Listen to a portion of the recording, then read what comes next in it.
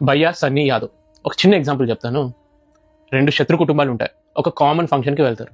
So నీ కుటుంబ సభ్యుడు ఆ పగోడింటి వాళ్ళతోటి నవ్వుకుంటూ మాట్లాడితే మీ వాళ్ళకి ఏమనిపిస్తుంది? నా కుటుంబ సభ్యుడు అయ్యుండి మన శత్రువుతోటి అంత ఆప్యాయంగా ఎలా ఉంటున్నాడని మండుద్దా? అటువంటిది మన శత్రు దేశమైన పాకిస్తాన్కి వెళ్ళడమే పెద్ద తప్పు. ఓకే, అతను ట్రావెల్ బ్లాగ్స్ చేసుకుంటూ వెళ్ళాడే అనుకోండి, అక్కడికి వెళ్ళడం నా కళ అని ఎలా అనగలడు? అంటే ఒక శత్రు దేశానికి వెళ్ళడం అతని కళ అంటే అతన్ని చూసి ఎంతమంది ఇన్స్పైర్ అవుతారు? బ్రో, తను కళ అని ఎందుకు అన్నాడంటే, ఇంతవరకు ఒక్క బైకర్ కూడా పాకిస్తాన్కి వెళ్ళలేదు. బ్లాగింగ్ తీసుకుంటా నాన్వేషన్ వెళ్ళిండు. ఇంకొక యూట్యూబర్ కూడా, చాలా మంది యూట్యూబర్స్ ఇండియా నుంచి పాకిస్తాన్కి వెళ్ళిండు. సో బైక్ నుంచి అయితే ఎవ్వరు వెళ్ళలేరు.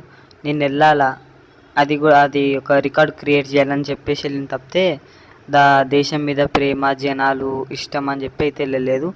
ఒక ఇన్ఫ్లుయెన్సర్ అంటే వేరే వాళ్ళకి మార్గదర్శకత్వం అందించాలి. పాకిస్తాన్లో ఆల్మోస్ట్ 2 నెలలు ఉన్నాడు.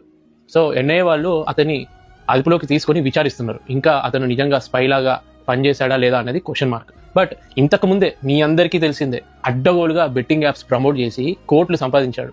సో తెలంగాణ పోలీసులు అతన్ని అరెస్ట్ కూడా చేసిండు, బెయిల్ కూడా తీసుకున్నాడు.